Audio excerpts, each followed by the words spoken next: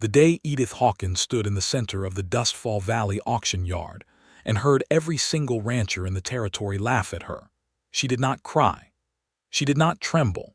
She stood with her spine straight as a fence post, her dark eyes sweeping the crowd of sunburned, tobacco-chewing men who clearly believed a woman alone had no business holding a deed to anything, let alone the most disgraced piece of land in the whole of Colorado territory. "That is the Harrow place," said a heavy-set man near the front of the crowd, loud enough that everyone could hear. He had a red face and a greasy hat, and he was grinning in a way that made Edith want to knock it clean off him. "Lady, whoever sold you that deed robbed you blind. That land hasn't produced a single head of healthy cattle in 3 years. The well's half dry, the barn's half collapsed, and the last 2 men who tried to work it nearly starved before they quit." 3 men, someone else corrected, and there was more laughter. Edith looked down at the deed in her hand. The paper was worn at the folds where she had read it so many times on the long train ride from St. Louis. She looked back up at the crowd. "Thank you for the information," she said. "That was all." She turned on her heel, climbed onto the seat of the hired wagon, took up the reins with hands that had never held reins before in her life, and clucked the horse forward toward the road that wound into the southern hills. She did not know, in that moment, that standing at the edge of that crowd with his arms folded and his jaw tight was a man named Andrew Watkins, who had tried to buy the Harrow deed himself 6 months earlier and been laughed out of the room for reasons entirely different from hers. She did not know that he had watched the whole scene from under the shadow of his hat brim and felt something shift inside his chest, something sharp and foreign and uncomfortable, like a splinter lodged somewhere deeper than skin. She did not know that he would follow her wagon out of town at a careful distance, telling himself he was only making sure she did not overturn on the switchback road, and that this lie would be the first of many small, tender lies he would tell himself about Edith Hawkins before the season was out. What she did know, as she drove that wagon south into the wind and the wide Colorado sky, was that she had spent every cent she owned on that deed. She had sold her mother's clock, her sister's wedding gift of silver spoons, and the last of the small inheritance their father had left her. She had burned every bridge behind her. There was no going back to St. Louis. There was no going back at all. This was the beginning of everything. She had come to Colorado territory in the spring of 1878. The war had been over for 13 years, and the frontier was still sorting itself out, still raw and unfinished at the edges the way a wound is raw before it scars. Women were beginning to hold property in some territories and states, but barely and grudgingly, and always with someone nearby ready to tell them why it was a mistake. Edith Hawkins had spent 29 years being told that various things were mistakes. She had grown rather tired of it. Her father had been a merchant in St. Louis, a cautious man who kept good records and trusted nobody. He had taught Edith his ledger books before he taught her older brothers, simply because she was the one who sat still long enough to learn. He died when she was 24, and in the chaos of the estate division, her brothers had quietly absorbed most of what was there, leaving her with enough to live modestly and a sharpened understanding of exactly how the world treated women who lacked both a husband and a firm grip on what was theirs. She had spent 5 years after that doing work she was overqualified for, keeping books for a dry goods merchant, tutoring the children of wealthy families, sewing in the evenings until her fingers ached. She read everything she could find about land and agriculture and the territories opening up in the West. She read about soil composition and water rights and cattle breeds. She read about the Homestead Act and what it meant for people willing to work hard in difficult places. And she had answered an advertisement in a St. Louis paper that described an established ranch property in Colorado territory, available due to the owner's relocation east, priced reasonably for a quick sale. Reasonably. That word had been doing a great deal of heavy lifting, as it turned out. The Harrow place was not what the advertisement had described. The house was a two-room structure that had clearly been built in a hurry and maintained even more carelessly. The barn's south wall leaned at an angle that suggested it was having serious second thoughts about remaining upright. There were 3 broken fences, a dry water trough, a rusted hand pump at the well that groaned when she tried it, and about 40 acres of pasture that had been overgrazed to dust and wasn't going to grow anything of substance without a great deal of attention and probably prayer. Edith stood in front of the house on that first evening, listening to the wind move through the gaps in the boards, and she thought about her mother's clock and the silver spoons and all the bridges burning behind her, and she breathed through her nose until the panic subsided. Then she went inside and made a list. She had always made lists. Her father had taught her that too. When a problem is large and shapeless and frightening, you break it into pieces small enough to carry. A broken fence is just nails and wood.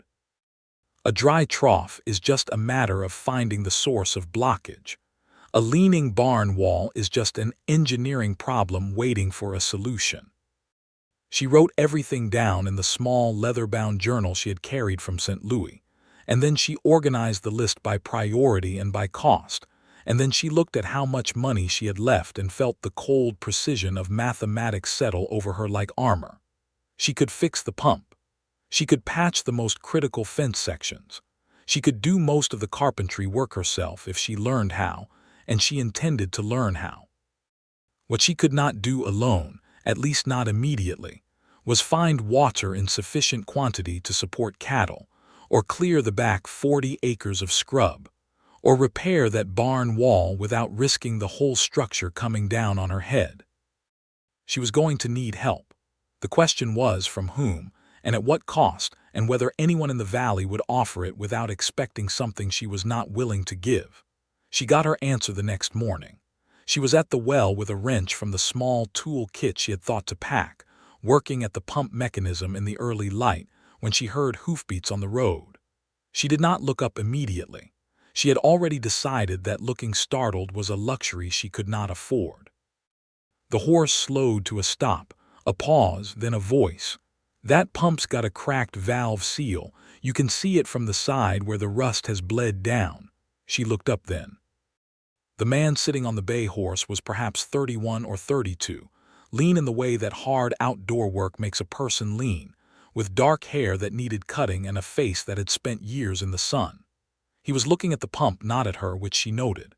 He wore a plain work shirt and canvas trousers, nothing remarkable, and the horse under him was good quality, better quality than anything else about the appearance suggested. "Andrew Watkins," he said, and tipped his hat briefly. "I have the holding about 4 miles north, the one with the split rail fencing along the creek road." "Edith Hawkins," she said. She did not stop holding the wrench. "Do you know where I can buy a valve seal?" Something moved at the corner of his mouth. Not quite a smile, more like the suppression of one. "Barlow's Hardware in town, but you'll need to know the size first, otherwise he'll sell you 3 wrong ones before he finds the right one, and he'll charge you for all 4. And how do I determine the size? I have a set of gauges at my place. If you like, I can ride back and bring them. It won't take an hour." She looked at him steadily for a moment. He met her gaze without any of the condescension she had seen in the auction yard, without the pity or the amusement. He looked like a man who had business to conduct and was conducting it. "I would appreciate that," she said. He touched his hat brim and turned his horse north. He was back in 40 minutes with the gauges and, without being asked, a spare valve seal from his own supply that happened to be the correct size. He did not offer to fix the pump for her. He handed her the seal, told her the sequence of steps to install it in plain, practical language, answered her questions when she asked them, and stood back while she did the work herself. When the pump began to draw water steadily, there was a silence between them that felt, surprisingly, like satisfaction shared. "Thank you," she said. "The water table under this land is deeper than Harrow ever bothered to find," Andrew said, not looking at her, looking instead at the pump. "There's an old survey from the Territorial Geological Office. Shows a better aquifer vein about 200 feet north of this position. If you drove a new well there, you'd have 3 times the yield." Why are you telling me this? The question came out more direct than she intended, and she watched him process it without flinching. Because it's true and it's useful, he said. And because I tried to buy this land 6 months ago for the same reason, and whoever had the deed at that point wanted more than it was worth and I wouldn't pay it. So someone else got stuck with it. I'd rather see it worked properly than left to rot another season. It was an honest answer. She filed it away carefully, the way she filed away everything, sorted and labeled and not entirely trusted yet. Come back tomorrow if you're willing, she said, and tell me about the aquifer. He came back the next day and the day after that. It took Edith about 2 weeks to understand that Andrew Watkins had troubles of his own, and that the assistance he offered her was not entirely altruistic. His ranch, the Watkins holding on the Creek Road, was technically solvent but barely. He had taken it over 3 years earlier from his father, who had run it into the ground through a combination of bad management and a fondness for whiskey and gambling that had left the accounts in a state that would have made Edith's father weep. Andrew had been fighting the inherited debt ever since, quietly and methodically, working 18-hour days and selling off assets piece by piece to keep the creditors satisfied. He had no hands working for him. He had been doing everything alone for 2 years. She found all of this out not because he told her, but because she listened carefully when he spoke, and because she walked into town one afternoon to the land registry and the bank and asked quiet, specific questions of the kind that ledger-trained minds know how to ask. She was not prying. She was doing due diligence. She needed to understand who she was dealing with, what his hidden motives might be, whether the help he offered concealed a trap of some kind. What she found instead was a man whose reputation in the valley was rock solid among those who dealt with him directly, and complicated among those who did not. The banker described him as a man of absolute integrity who was carrying a burden that would have broken most. The woman at the dry goods store said he had paid off the full account of a widow whose husband had died the previous winter, anonymously, but the widow had told enough people that it was no longer anonymous. The man at the feed store said Andrew Watkins was the kind of man who would rather starve than cheat, and some days it showed. Edith returned to the Harrow place, which she had already begun thinking of simply as her place, and sat with her journal and thought about all of this for a long time. There was a different kind of danger here than the ones she had prepared for. Not the danger of exploitation or deception, not the danger of a man trying to take what was hers, something more subtle, something she had not made space for in her careful plans. She wrote in the journal, "Be careful." And then, after a pause, she wrote, "He is not what I expected." She had not expected him to notice, the following week, that she had been working at the scrub clearing alone and was exhausted, and to simply pick up a tool and work beside her for 3 hours without being invited. She had not expected him to bring her a piece of information about a government land improvement program that would give her access to a low-interest loan, information he had clearly sought out specifically because it would help her. She had not expected him to sit on the porch steps with her one evening when the work was done, and the sun was going down, and talk about something entirely other than ranching, about books he had read, about the territory before the cattle drives changed everything, about his belief that the land itself had a kind of memory that outlasted the people who worked it. She had not expected to want him to stay longer when he rose to leave. Spring turned towards summer, and the Harrow place began, slowly and with enormous effort, to look different. The government loan came through in April, which was something between a miracle and the result of Edith having written 3 letters to the Territorial Land Office in language so precise, and well argued that the official she corresponded with later told someone he had never received a more competent application from any man or woman in the territory. With the loan, she hired 2 men to dig the new well at the aquifer vein Andrew had identified. The water that came up was clean and abundant, and when she saw it she stood there with her hand over her mouth for a full minute before she trusted herself to speak. She bought 6 breeding heifers from a reputable seller up north, taking her time about it, reading about bloodlines and asking questions that made the seller look at her with surprise and then with respect. She had the broken fences rebuilt properly, using a technique she had read about that required more initial work but held substantially better in the winter winds. She planted a kitchen garden in the protected corner behind the house. She found a man in town who did carpentry work and negotiated a fair price for the barn wall repair, and she stood there watching the whole time so she understood exactly what had been done and why. Andrew was there for a great deal of it, and she was aware of him in ways she did not advertise. He did not push himself into her decisions. He had opinions, and he offered them when asked and withheld them otherwise, which was a discipline she recognized and respected because it was one she practiced herself. When she asked his opinion on the heifers, he gave it honestly, including the parts that contradicted her initial plan. She listened to those parts most carefully and modified her approach, and he did not remark on this, but she saw in his face that he had noticed.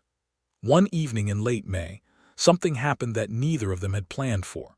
She had been trying to move a fence post that had set wrong, using a pry bar, and the bar had slipped, and the edge of it had caught her along the forearm, cutting a gash that was not life-threatening but bled considerably and hurt quite a lot. She had been at the water pump cleaning it when Andrew arrived with the geological survey records she had asked to borrow, and he had simply taken over in the way a person takes over when the situation demands it, sitting her down on the porch step, cleaning the cut with the clean cloth from his pack, and the whiskey he carried in a small flask for precisely this kind of practical application, wrapping it with the calm efficiency of a man who had patched himself up enough times to know how it was done. His hands were very careful. That was what she noticed most, large hands, weathered and strong, being careful. She did not say anything while he worked, and neither did he, and the silence was a different kind of silence from the one she was used to. When he had tied off the bandage, he looked up and she was already looking at him, and for a long moment neither of them moved. "You should keep that clean," he said. "I know how to keep a wound clean," she said. "I know you do." He looked down and released her arm slowly, and stood up and went to retrieve the survey records from where he had dropped them, and she sat on the porch step and breathed carefully and wrote nothing in the journal that evening, because she did not know yet what words to put to it. The hidden tension between them was of the kind that builds like a storm system, present in the air well before the actual weather arrives. Everyone in the valley could see it except, apparently, them. Old Mrs. Calloway at the general store remarked to 3 separate people that those two were going to end up married before harvest, mark her words. The banker, who saw both of them separately, and observed that they referenced each other with a studied casualness that fooled no one, had already adjusted his internal odds considerably. Even the 2 well-diggers, who were not particularly perceptive men, had exchanged a significant look one afternoon when Andrew had corrected something Edith was doing with a fence line, and she had argued back with the confidence of someone who expected to be taken seriously, and he had taken her seriously, and the quality of the resulting argument had been, to neutral observers, unmistakably romantic. But Edith had her reasons for caution. She had been engaged once, 7 years earlier, to a man in St. Louis who had seemed solid and trustworthy, and had turned out to possess a secret life she had known nothing about, including a degree of financial recklessness that bordered on fraud, which she had discovered only when the creditors arrived at the door. She had broken the engagement and absorbed the social cost of it, and spent a year watching people decide what kind of woman that made her. The experience had not broken her. It had hardened her judgment considerably, and given her a very specific wariness about the spaces between what a man showed you and what he kept hidden.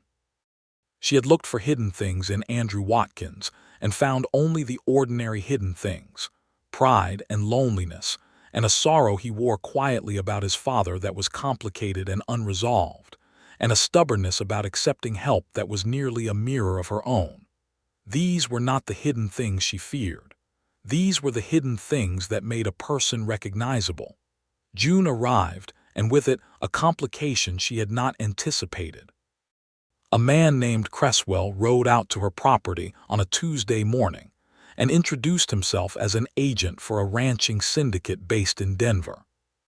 He was polite and well-dressed, and explained in smooth, measured tones that his principals were interested in acquiring land in Dustfall Valley as part of a consolidation effort, and that they were prepared to offer her a very fair price for the Harrow acreage, substantially more than she had paid for it. "I'm not selling," Edith said. Cresswell smiled in the way of a man who has heard this before and knows it to be only the first position in a negotiation. He left a card and said he would be in touch. He was in touch 3 more times over the following weeks, each time with a higher offer. She turned down everyone, but she was not naive enough to think it would end there. Syndicates did not become syndicates by giving up politely. She began making inquiries and found that 3 other small ranchers in the valley had been approached by Cresswell's principals, and that 2 of them had sold under circumstances that the third described as feeling less than entirely voluntary. She told Andrew about it the next time she saw him. His expression when she described it was not one she had seen from him before. Closed and careful, and with something behind it that looked like recognition. "He came to me 2 months ago," Andrew said quietly, "and I told him no." He mentioned as he was leaving that a man alone carrying significant debt could find himself in a very difficult position if his creditors were advised to call their notes at an inconvenient time. He paused. I took that to mean what it sounded like it meant. Edith was quiet for a moment. "They could do that, call your notes. It would require some arrangement with the bank. Not impossible for a syndicate with resources." He looked at her steadily. "I've been working to clear the remaining debt faster. I'm close, but not close enough if they moved in the next few months." This was more than he had told her about his financial situation in all the weeks they had been working together, and she understood what it cost him to say it. She thought about what she wanted to offer and how to offer it without damaging the balance of respect they had constructed between them. "I know accounts," she said. "I ran the books for a merchant in St. Louis for 4 years. If you brought me your ledgers, I might find efficiencies you haven't seen because you're too close to them." A very long pause. "I'm not asking for charity," he said. "I know that. I'm offering professional analysis. You can decide whether to act on any of it." Another pause, shorter this time. He nodded once. 3 days later, he arrived with a wooden crate containing every piece of financial paperwork associated with the Watkins Ranch for the past 3 years. She spent 2 evenings at the kitchen table with a lamp and her journal and her best pencil, going through it all. What she found was not incompetence. His management of the situation he had inherited was actually remarkably disciplined.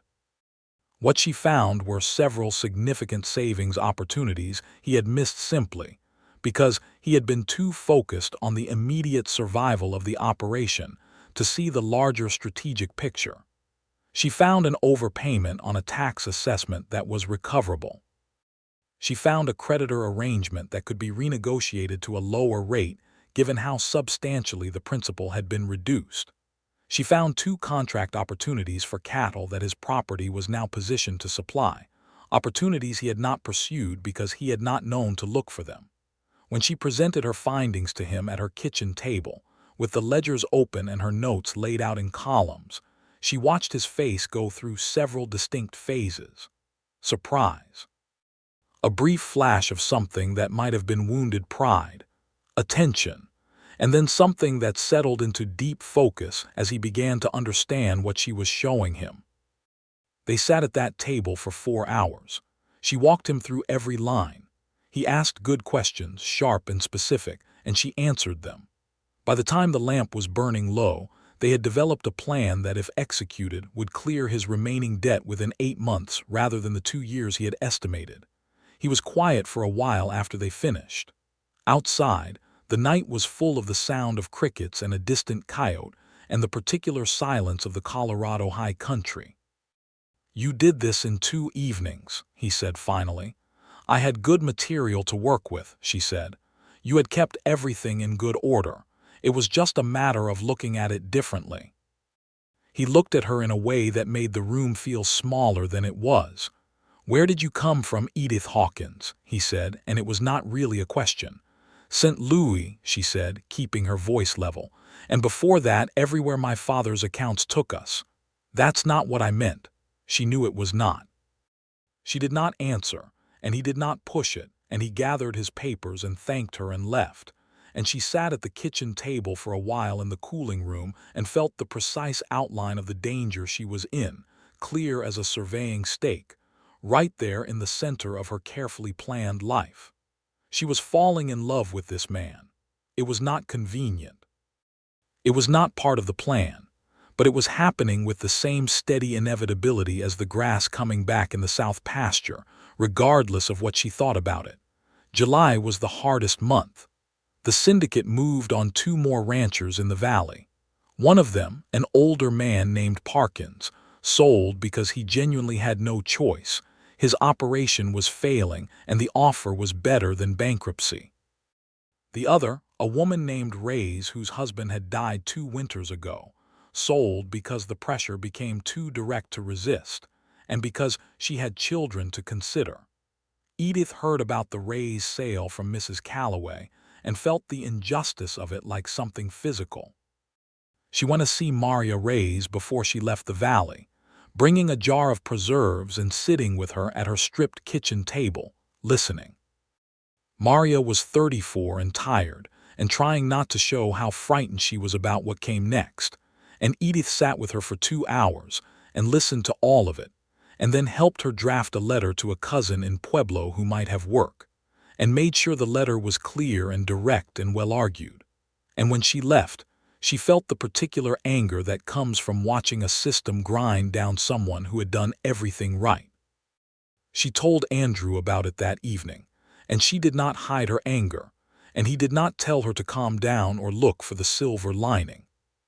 He listened, and his own face showed the same clean anger, and they sat on her porch steps in the cooling evening and talked about it honestly, about what the consolidation of land by outside capital meant for the small operations, about what could be done and what could not. And it was the first conversation they had where neither of them was being careful, where the professional courtesy dropped away entirely, and they spoke to each other like 2 people who trusted each other. She noticed when the shift happened and thought, there it is. That is the edge of the territory. The syndicate's agent came back in the 3rd week of July with an offer that was, by any reasonable measure, very good. It was enough to solve every financial problem she had. It was more than she had spent and more than she could realistically expect the ranch to return to her within 5 years. She told him no. Cresswell looked at her with the measured patience of a man who has significant tools still unused. "Miss Hawkins," he said, "I would encourage you to think carefully about your position. You're a single woman operating alone in a territory that can be very difficult for single women. Our principals are prepared to be generous. That generosity has a natural limit." "Are you threatening me?" she said. "I'm describing practical reality," he said. "Then let me describe practical reality in return," she said. "I hold a clear deed to this property. I have the loan documentation from the Territorial Land Office, which means my operation has the attention and interest of the federal government. Any interference with my lawful property rights would be an extremely unwise move for your principals, who I assume do not want federal scrutiny of their acquisition methods in this valley." She watched him recalibrate. She had not mentioned the federal angle by accident. She had spent a week writing letters to the Territorial Land Office about the pattern of acquisitions in Dustfall Valley, laying out what she had observed in careful, documented language.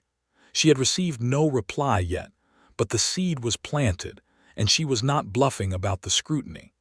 Cresswell left. He came back once more, 2 weeks later, with a final offer that was even higher. She turned it down with the same composure, and this time he left without threats, which she understood to mean that someone had looked at her situation and decided she was more trouble than the acreage was worth. She did not tell Andrew about the federal letters until after it was resolved, partly because she had not wanted to raise expectations, and partly because she had needed to do that piece of it alone to know she could. When she did tell him, he listened all the way through without interrupting, which she had come to understand was characteristic of him, that complete and focused attention, and when she finished he looked at her for a long moment and then said, "You never told me you were doing any of that." "No," she said, "you didn't need to tell me." "No, I didn't." Another pause. "You're the most capable person in this valley," he said, "by a considerable margin." "That's not true," she said, "but I appreciate the sentiment." "I mean it factually," he said. She looked away first, which was unusual for her, and she heard the slight shift in his breathing and knew he had noticed, and the moment stretched between them, electric and slightly unbearable, and then one of her heifers made a noise in the pasture that broke the spell and she laughed despite herself, and he laughed too, and that laughter was the most intimate thing that had happened between them yet. August came in blazing, and it was during the first week of August, while Edith was working on the account books for the ranch's quarterly review, that she realized something she had suspected for several weeks but had been waiting for the numbers to confirm. The Harrow place, her place, was going to turn a profit this year. A small profit. A very careful profit, nothing that would impress anyone who did not understand what the starting conditions had been. But real, positive, documented income from a piece of land that had failed 3 owners in a row and been declared worthless by every experienced hand in the valley. She sat at the kitchen table with the ledger open and looked at those numbers for a long time. Then she went out to the pasture, where 2 of the heifers were grazing in the early evening light, fat and healthy and settled, and she stood at the fence with her arms folded and looked at them, and at the good water trough and the rebuilt fences and the barn that stood straight now, and the kitchen garden that had produced more than she had expected, and she felt something that she had not let herself feel since she had arrived, which was the particular satisfaction of having done something that could not be taken away. She was not going to tell anyone yet. She wanted to hold the knowledge herself for a little while, to let it be hers alone before the valley had opinions about it. But she wanted to tell Andrew. The knowledge of that wanting arrived with a clarity that was almost startling, and she stood at the fence in the evening light and acknowledged it to herself fully, without the usual editorial qualifications, without the ledger mind cataloging the risks. She wanted to tell Andrew Watkins because she trusted him, because he would understand what it meant. Because when she imagined his face when he heard it, something in her chest did something inconvenient and completely involuntary that she had run out of ways to explain away. She invited him to dinner. It was the first time she had done so, and the deliberateness of it was not lost on either of them. She cooked a proper meal, proper by frontier standards, which meant roasted chicken from the 3 chickens she had acquired 2 months ago, biscuits, preserved green beans from the kitchen garden, and a dried apple cake that she had practiced twice and gotten right. She set the small table with the 2 plates she owned that matched and the lamp turned up properly, and when he knocked on the door and she opened it and saw him standing there with his hat in his hand, cleaned up and clearly having made an effort, something warm and entirely unguarded moved through her. "Come in," she said. They ate together, and it was easy and comfortable and also charged with everything that had not yet been said, the way dinner can be when 2 people who have been circling the truth for months finally find themselves in a room together with no practical work between them. She showed him the ledger after the meal, the numbers, the quarterly summary. She watched his face. He leaned forward, elbows on the table, reading carefully, and she saw the exact moment he understood what he was looking at. He looked up at her. "Edith," he said. "It's a small margin," she said. "It will be larger next year. This land produced nothing for 3 consecutive years." It was being asked the wrong questions, she said. It needed the right well and the right stock and someone to look at it properly. He was quiet for a moment, looking at the ledger and then at her. "Do you know what people in town are saying about this place now? I don't spend a great deal of time listening to what people in town say. They're starting to call it the Hawkins holding," he said. The men who were laughing at the auction yard in April. They're calling it the Hawkins holding, and they're saying it with something that sounds a lot like respect. She had not known that. She felt it move through her, not triumph exactly, more like vindication, which is quieter and runs deeper. "I am glad," she said carefully. "I want to tell you something," Andrew said, and his voice had shifted to a register that made her go very still. She waited. "When I saw you at that auction yard," he said, "standing there while those men laughed and you didn't flinch not once, I thought—" He stopped, started again. "I came out here that first morning because I was curious and because I felt some obligation about the aquifer information. But I kept coming back because of you, because of who you are. And I have been trying to conduct myself with some restraint because I know you came here to build something independent, and the last thing you needed was some man complicating that.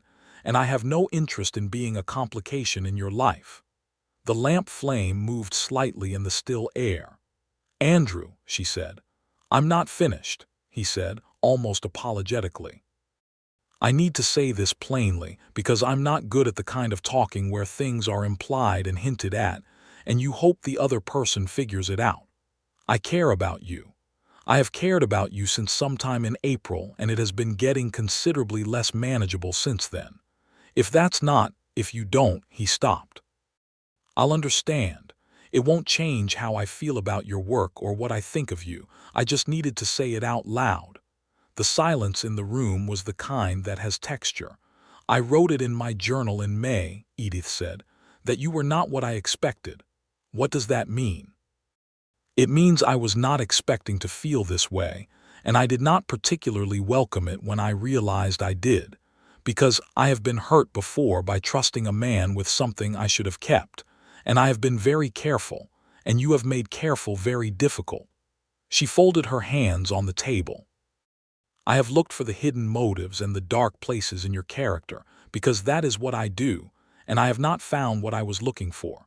What I found instead was a man who shows up and does what he says and treats me like someone worth being honest with. And that is more frightening to me than anything else that has happened here, including the syndicate." He was looking at her with an expression she had not seen on him before, unguarded. Young almost, in a way his usual careful composure didn't allow. "I'm frightening," he said. "The situation is frightening," she said. "You specifically are—" She paused, selecting the word precisely, "wonderful."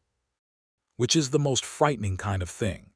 He stood up from his side of the table and she stood up from hers, and the small room seemed to have less space in it than it had a moment ago, and he reached across and took her hand, the same careful hands that had bandaged her arm in June, and she let him. "I would very much like to court you properly," he said, "if you'll allow it." "Properly," she said. "I am aware that it's 1878, and that you are not in need of a guardian or a provider, and that you have demonstrated more competence in 5 months than most ranchers demonstrate in a decade.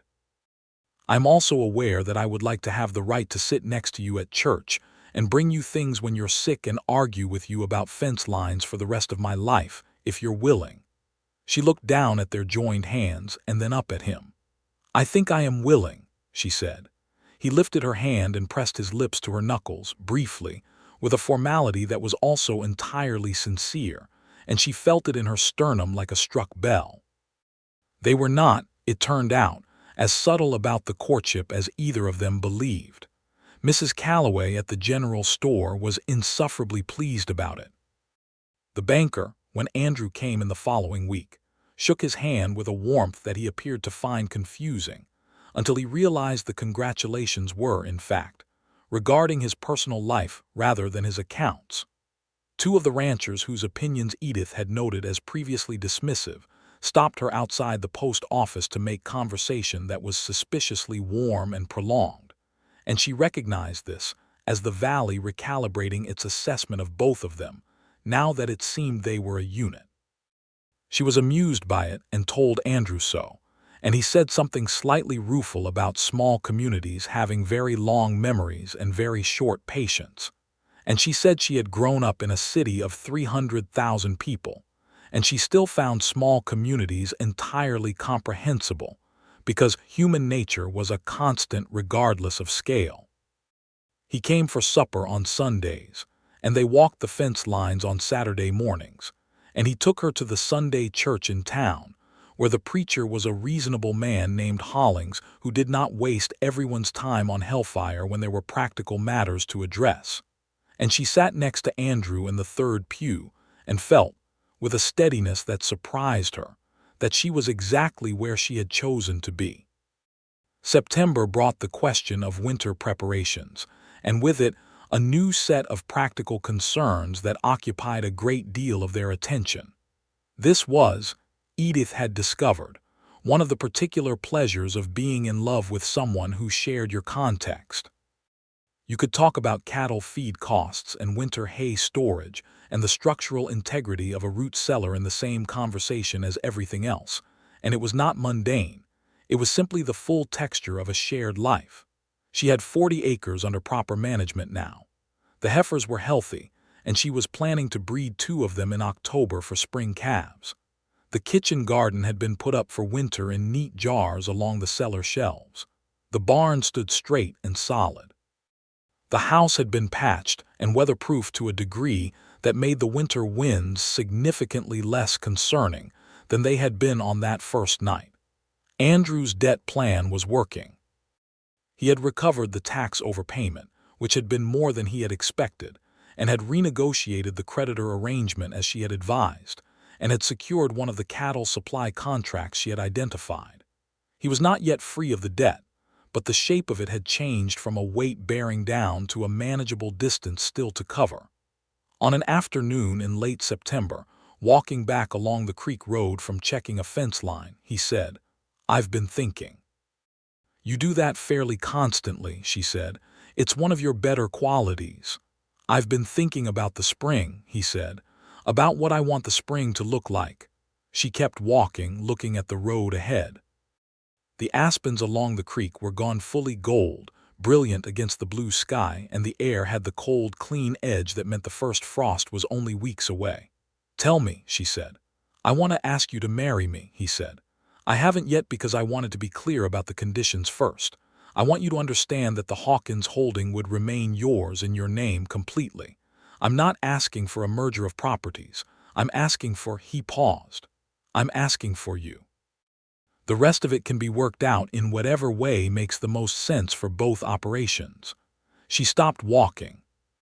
He stopped beside her and looked at her, and she looked at him, and the aspens reflected in the creek below them, gold on gold.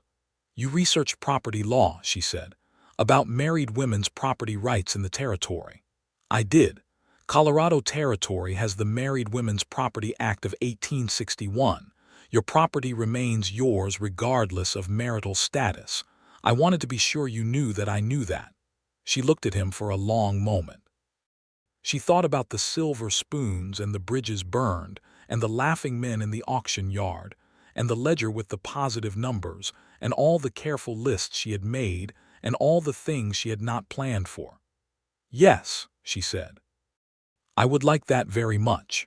He made a sound that was almost laughing, and then he took her face in both hands, carefully, and kissed her, there on the creek road with the gold aspens going wild in the afternoon wind, and it was warm and certain and nothing like what she had feared love would ask of her.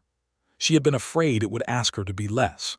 Instead, it had found her when she was being exactly, entirely, precisely herself and stayed. They were married in November on the 15th, in the Dustfall Valley church with Reverend Hollings officiating and about 30 people in attendance, which was more than either of them had expected, but which the town had apparently decided was a community occasion whether they liked it or not. Mrs. Calloway brought 3 pies. The banker and his wife sat in the front row with proprietary satisfaction. 2 of the well-diggers were there, cleaned up and beaming, which Edith found genuinely touching. She wore a dress she had made herself from fabric she had ordered from Denver, dark blue wool that was practical enough to be worn again and fine enough for the occasion. And Andrew wore a suit that she suspected he had purchased for the purpose, and that fit him well. He looked, when she came down the aisle on her own arm, because there was no one she would rather have walked her in, like a man who understood exactly what he was being given and intended to be worthy of it. She said the vows in a clear, steady voice, looking at him the whole time. He said his in the same way, and when he got to the part about forsaking all others, something happened in his eyes that she would remember for the rest of her life. They had the wedding supper at the Hawkins holding, because it was closer to town, and because Edith had decided that she was hosting her own reception in her own house, and anyone who found that irregular could eat somewhere else. Nobody found it irregular. Mrs. Calloway organized the other women to bring dishes and things that were supposed to wait on tables somehow multiplied spontaneously, and by evening the small house was full of people and warmth, and the sound of a fiddle that someone had produced, and Andrew danced with Edith in the cleared center of the room in a way that was not particularly skilled but was entirely devoted, and she laughed against his shoulder, and it was a very good night. He moved into the Hawkins house the following week. This was a practical decision. The Hawkins house had been better repaired, the Hawkins well was superior, and the Hawkins kitchen garden had established itself more productively. The Watkins Ranch, 4 miles north, would be managed from there with Andrew making the morning ride as needed. It was efficient. Nobody needed to make speeches about it. He brought his books. She had not expected so many books, a wooden crate full of them, novels and history, and 2 texts on agricultural science that she immediately read. She made room for them on the shelf she had built along the east wall, mixing them with hers, and he came in and saw it and stopped in the doorway for a moment before coming in. "You alphabetized them," he said. "By author surname, yes. Is that a problem?" "It's perfect," he said. That winter was the best one either of them could remember, and this was remarkable because it was also very hard. The cold came in early and fierce, and keeping the cattle healthy required constant work and vigilance, and there were days when the wind was so severe that going from the house to the barn felt like a genuine act of willpower. They worked through it together, and the work was different when it was shared, not lighter, but differently weighted, the hard things less grinding when they were divided, the small victories more real when there was someone to tell them to. In the evenings they read, or she worked on the accounts while he wrote in the careful log he kept about the cattle, or they talked, long-ranging conversations that moved from ranching to territorial politics to the books they had both read and the ones they wanted to memories of their respective childhoods and the futures they were building together. He told her more about his father, a complicated thing that she listened to without judgment, understanding that it needed to be said rather than solved. She told him about the broken engagement incent. Louis, all of it, which she had not told anyone in full before, and he listened with the same quality of attention and said, when she finished, that the man in question had been a fool and a coward, and that she had done the only sensible thing, and the simplicity of his certainty went through her like warmth. By February, she knew she was carrying a child.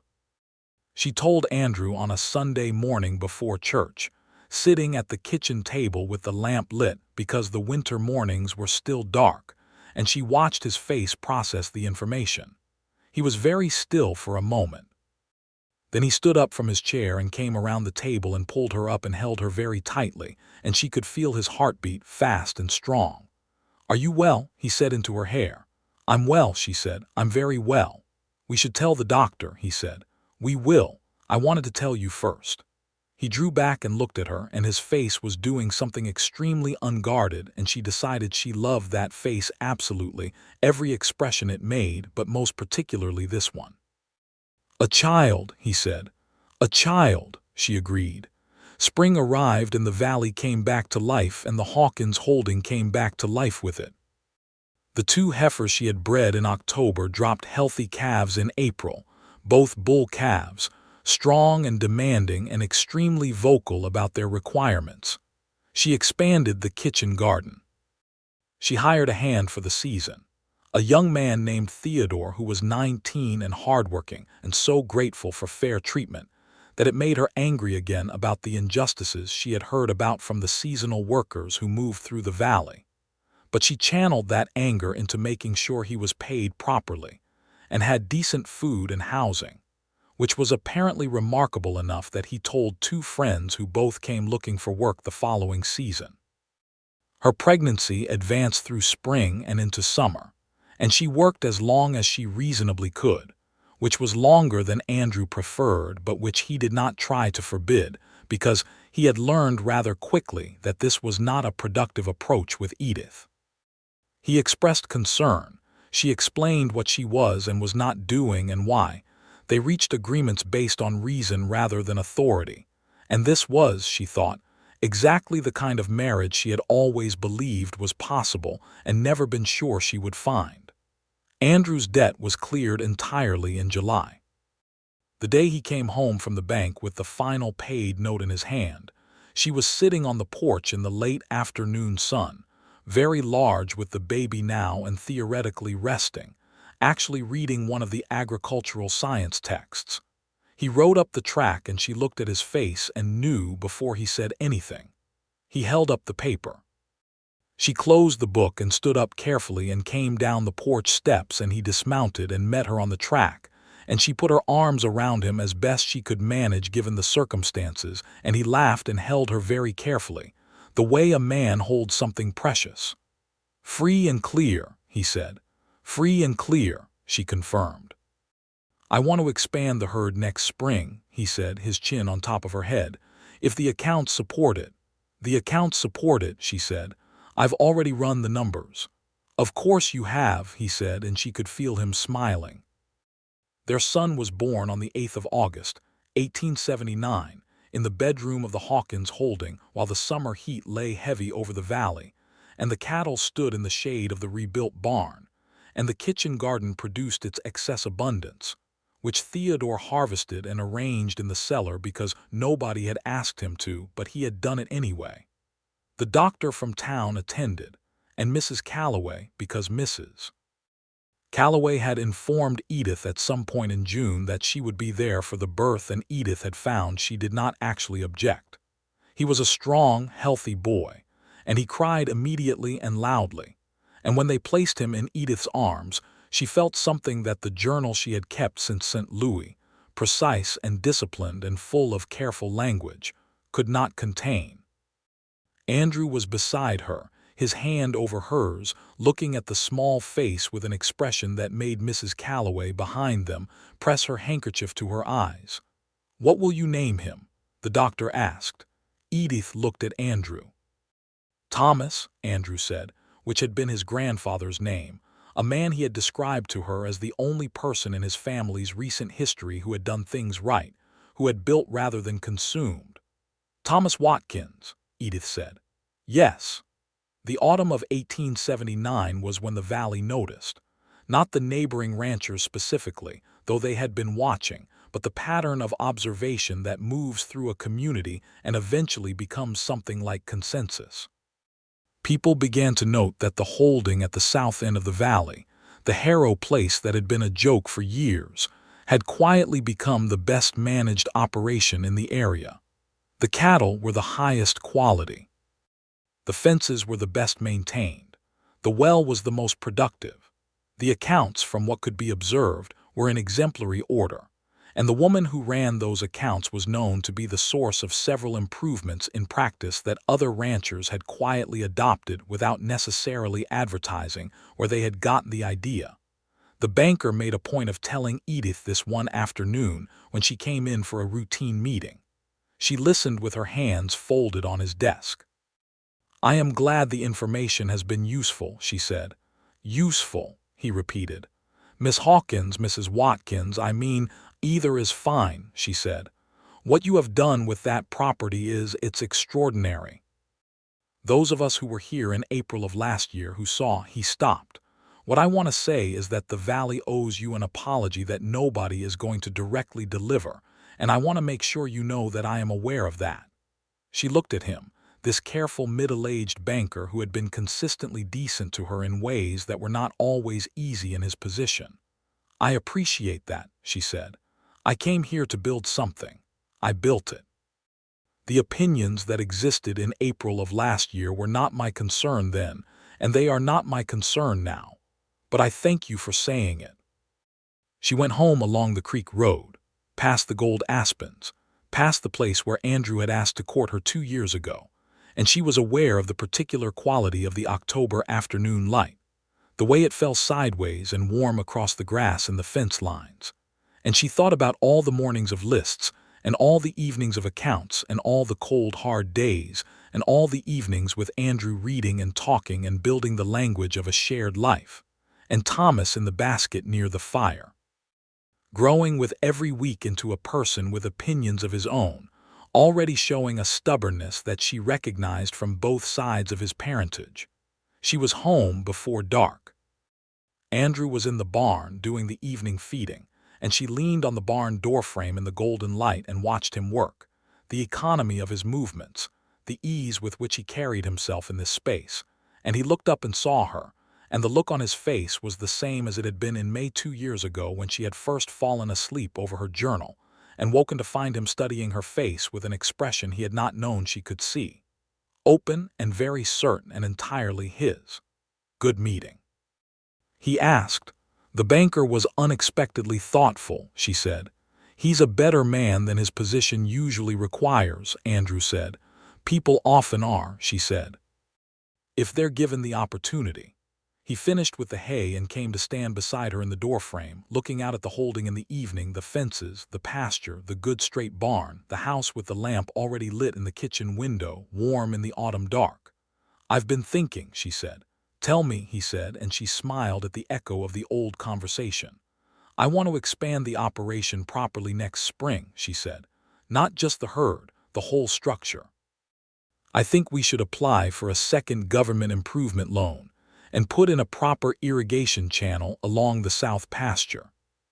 The yield on that ground, if we can keep it reliably watered, would be substantial." "I've been looking at the survey maps," he said. "I was going to suggest the same thing." "I know," she said. "I saw the marks you made on the survey. I've already roughed out the application." He laughed, and the sound went up into the evening air, warm and real, and she leaned slightly against him in the doorframe, and his arm came around her, and they stood there in front of everything they had built. "Do you know what I was thinking about this morning?" he said. "I rarely know what you're thinking until you tell me," she said. "You're opaque, actually. It's one of your more irritating qualities." "I was thinking about that first morning," he said.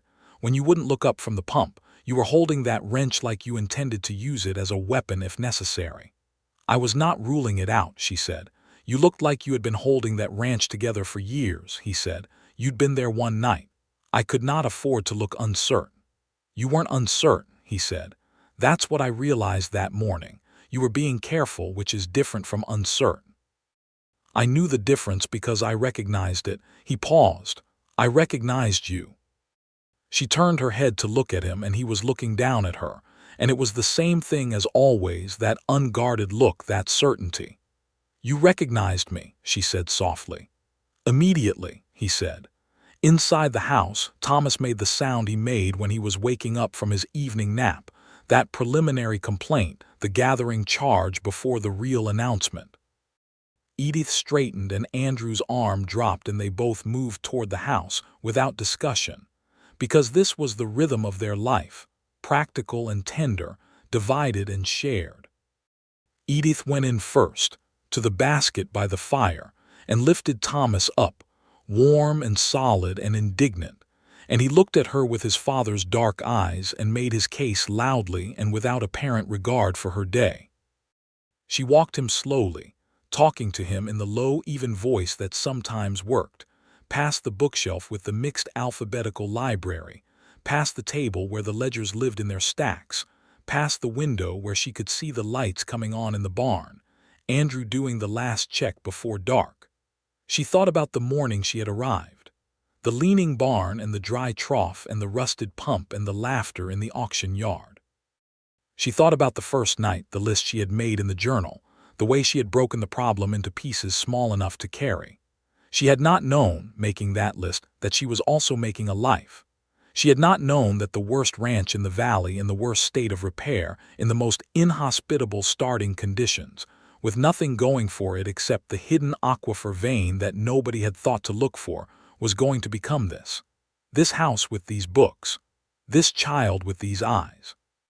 This man who was coming through the barn door now into the evening, whose footsteps on the porch she knew the sound of as well as she knew her own breathing. Thomas quieted against her shoulder suddenly, as he sometimes did, as if he had made his argument and found it sufficient, and she stood in the warm kitchen in the good house on the best holding in the valley and felt the precise weight of all of it, the work and the fear and the long list of things she had learned and done and built, and the love at the center of it all like the aquifer vein, always there, just waiting for someone to look in the right place. The door opened. Andrew came in, stamping the cold from his boots, and looked at her across the kitchen, and she looked back, and Thomas made a small, satisfied sound between them. "Quiet down," Andrew asked. "For the moment," she said. "The Perkins calf is doing well," he said. "I think she's going to be a good one." "I thought so," she said, "from the line." He came into the kitchen and put his hands on her shoulders from behind, looking over her at Thomas, who blinked at him with the ancient, weighing expression of a 4-month-old conducting a serious assessment of the universe. "He's got something to say," Andrew said. "He always has something to say," Edith said. "He gets it from his father." "He gets it from his mother," Andrew said pleasantly.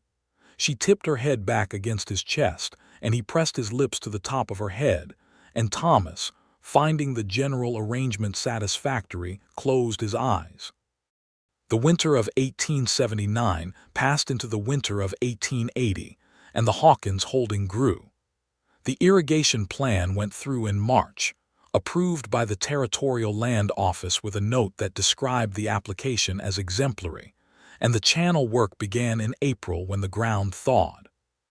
Edith had hired 2 permanent hands now, Theodore and a man named Calloway, the third son of Mrs. Calloway, which had come about when Edith had mentioned she needed another hand, and Mrs. Calloway had produced him from behind the counter of the general store with the decisiveness of a woman playing a winning card. His name was James, and he was 22 and excellent with horses. The holding was, by the spring of 1880, producing steadily and growing. She had 14 cattle. The irrigation channel, completed by June, transformed the south pasture exactly as the survey had predicted. The kitchen garden was no longer a kitchen garden in scale.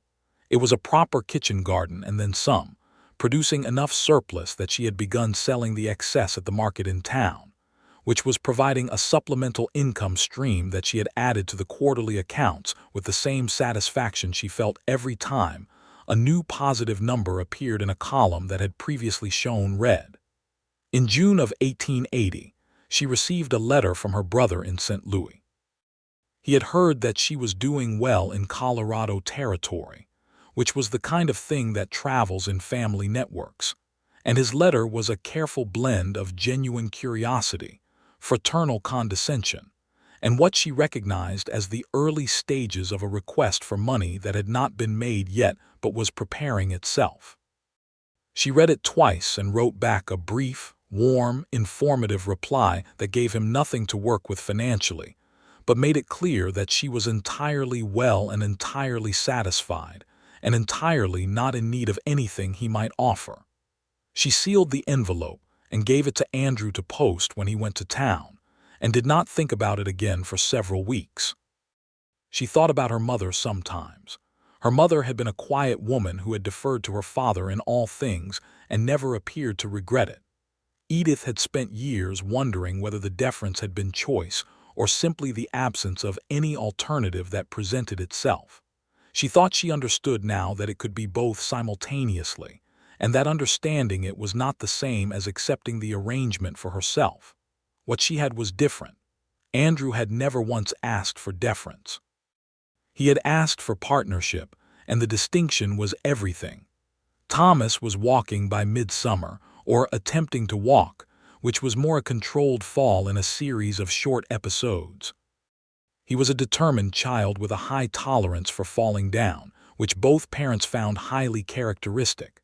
He was also, by August, speaking in a vocabulary of approximately 12 words, which Edith was tracking in the back of the journal that had followed her from St. Louis, the same one where she had written lists and accounts and observations, and now the record of her son's first year. She read back through the early entries sometimes. The list from the first night, the note about the pump valve, the line, "Be careful," and then, "He is not what I expected." She wrote beneath it in the same hand in August of 1880, "He was exactly what was required," as was all of it. That was the year the Valley changed its mind about the Harrow place completely and permanently, though it was not an announcement anyone made. It was more of a gradual correction, the way a river shifts its course, with no single moment you can point to as the turning.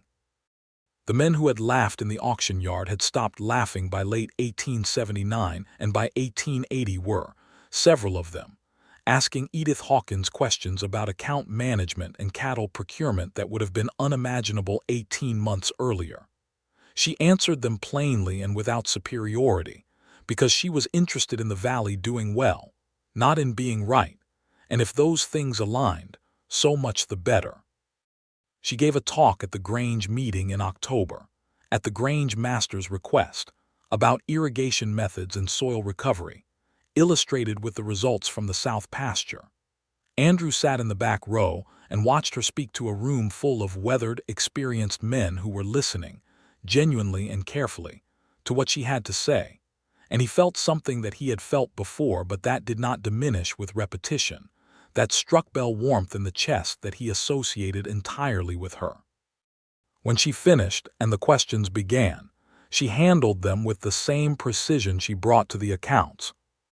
Not a flicker of uncertainty, not a moment of deferring to the general expertise in the room, just clear and direct and honest, and occasionally, when a question was based on a false premise, gently corrective.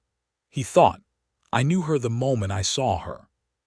The winter of 1880 was milder than the previous two, and Thomas's second birthday was celebrated in December with a cake that Andrew made because Edith was in the middle of end-of-year accounts, and the two operations, hers and his, were both closing out their best year since either of them had arrived in the Valley.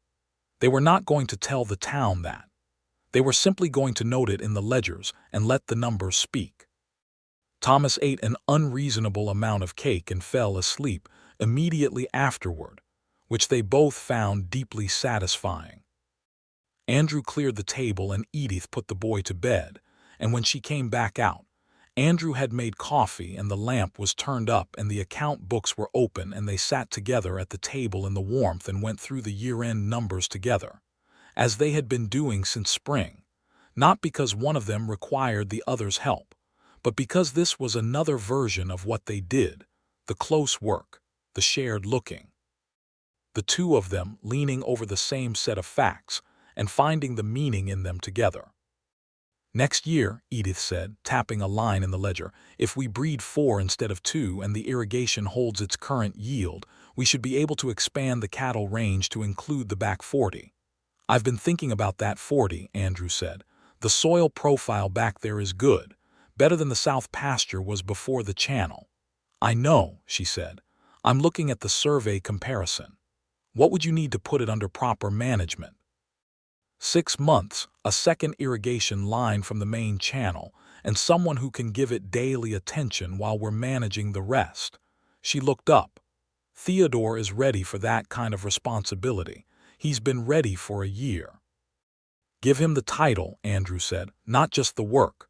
"I was going to," she said, "and the corresponding wage." He smiled, and it was the particular smile she associated with him in these moments when she did exactly the thing he would have done in her position. It was a smile of recognition, which was also the most intimate kind. "We're going to need to expand the house," he said. She looked at him, and he was looking at her with the careful expression of someone introducing a subject that has been thought about for some time. "We're going to need to," she agreed. "The accounts support it." "That's not the only reason I'm mentioning it," he said. She put down the pencil. "Andrew, I want us to have more children," he said. "If you want that, if your health allows it, I want a house full of children, and I want them to grow up on this land, and I want them to know how it was built and why it matters, and I want them to have all of this as a starting place." She was quiet for a moment. Outside, the winter wind moved over the valley, and inside, the lamp was warm. "I want that too," she said. "All of it. All of it." He reached across the ledger and took her hand, and she turned her hand in his, holding it, feeling the familiar weight of it, the warmth. "We'll add 2 rooms in the spring," he said. "3, she said. "We should think ahead." He laughed. 3 then. They added the rooms in June of 1881, when the ground was dry and the building season was properly underway. And Theodore managed the cattle operation with the steady competence she had known he had. And James Calloway handled the horses and the paddock work. And the Hawkins holding expanded outward from the house at the center of it, growing into the South 40 and the Back 40, and along the creek that fed the irrigation channels. Growing the way things grow when they are well-rooted and properly watered and given time. Their second child, a daughter this time, arrived in November of 1881. They named her Clara, for Edith's mother, and she came into the world with a voice every bit as declarative as her brother's and dark eyes that were entirely her own.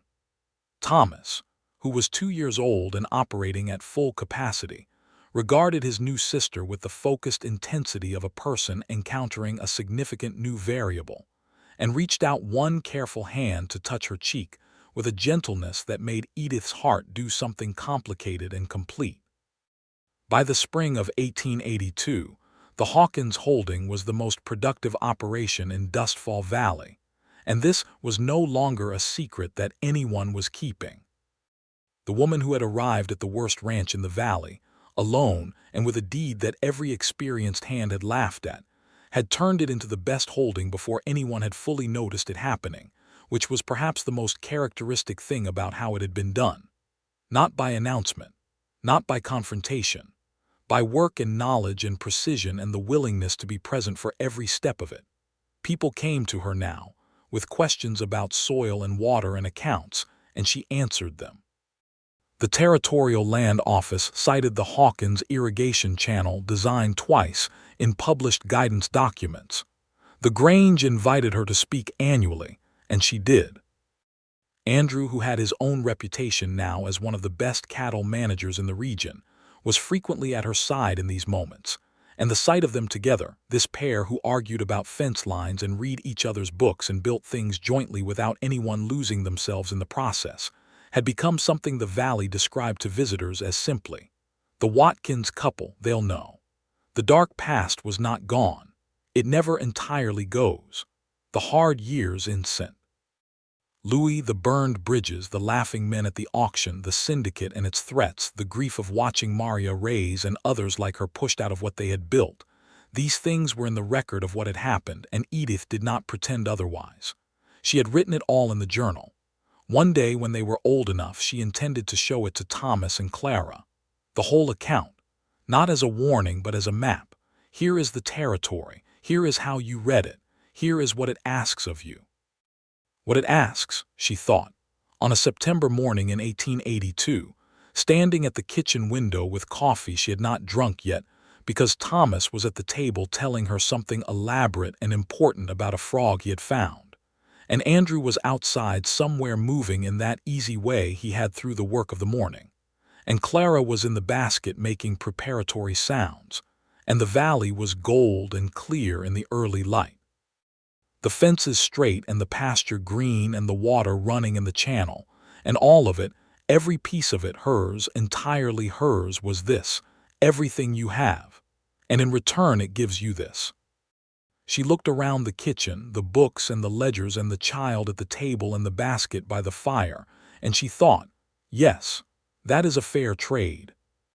The door opened, and Andrew came in with the morning report in his expression before he'd said a word. Something good, the set of his mouth said it, and she looked at him and he looked at her, and Thomas launched off the bench to accost his father with the frog news, urgent and comprehensive. And Andrew crouched down to hear it with the same complete attention he gave everything. And Edith watched them, her husband and her son in the morning light of the home they had built together, and felt the full weight of how far she had come from that first night with the list and the lamp and the cold wind through the boards. She set down the coffee cup and opened the journal to a fresh page. At the top of it she wrote the date, September 14, 1882, and then below it in the careful, precise hand her father had taught her, the same hand that had written the first list, the pump and the fences and the aquifer and all the long, careful work of building something from nothing. This is the account of what was built here, and by whom, and how it was done. This is for the ones who come after, so they know what is possible in a hard place, if you bring to it what it needs.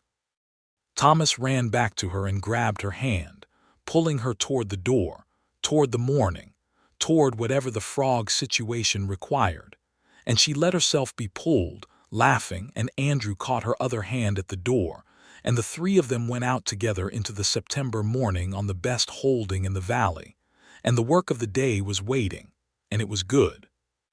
3 years later, when Thomas was 6 and Clara was 4 and a second daughter named Ruth was toddling through the house with the unstoppable confidence of a third child who has studied her siblings carefully and understood the available shortcuts, Edith took the old journal down from the shelf and sat at the kitchen table on a quiet Sunday afternoon and read it through from the beginning. The list from the first night, the notes on the pump valve, the careful financial calculations, the pages about the aquifer and the fences and the syndicate and the federal letters, the line about Andrew, he is not what I expected, the accounts quarterly, all positive now, all growing. Thomas's first words, Clara's birth, the expansion, the irrigation channel. She read the whole of it and then she turned to the last written page where she had noted the morning of September 14, 1882, and she picked up her pen and she wrote, "The ranch is now in its 7th productive year. The herd stands at 42 head, the best in the valley. The children are well. Andrew is well. The accounts are strong. The land is better than it has ever been, which is the whole point, that the land should be better for your having worked it. What I know now that I did not know when I arrived, that the worst piece of ground in the valley can become the best if it is given what it needs. That the needs of a piece of land and the needs of a person are not so different. Good water, honest work, and someone who looks at you and does not try to make you something other than what you are. I came here alone with everything I owned and nothing I needed. I built what I came to build. I found what I did not come to find." She closed the journal and set it on the table. Through the window, she could see Andrew at the near fence with Thomas, showing him something about the post setting, the boy watching with his father's concentrated attention. Clara was on the porch with a book, which she had been carrying around for 2 weeks as a prop without being able to read it yet, which was a characteristic that Edith recognized entirely. Ruth was at the far edge of the garden, supervised by James Calloway's watchful eye, conducting some inquiry into the nature of the bean plants that had so far proceeded without incident. The valley was green in the summer light, and the water ran in the channel, and the cattle were fat in the south pasture, and the house stood straight and sound with its 3 added rooms and the bookshelf along the east wall, and the lamp that burned every evening over the accounts that told the story of everything that had been built here, year by year, in figures that did not lie. Edith Hawkins, who was now also Edith Watkins but who was always entirely Edith Hawkins, sat at her kitchen table in the best holding in Dustfall Valley and felt the particular completeness of a life that has been built correctly, not without difficulty. Not without the dark past and the hard choices and the forbidden fears and the ultimate sacrifice of the bridges burned behind her, but correctly, with her own hands by her own mind, alongside a man who had recognized her and stayed, on land that had been given what it needed and had given back everything it had. The door opened and Thomas ran in, trailing dust and excitement. "Mama," he said, "Papa says the north fence post is set and it will hold through winter. He says you should come see." She stood. "Then let's go see," she said. She took his hand and went out into the afternoon, into the light, into the life she had built on the worst ranch in the valley, which had long since become the best thing in it. And it was good. It was entirely, abundantly, permanently good.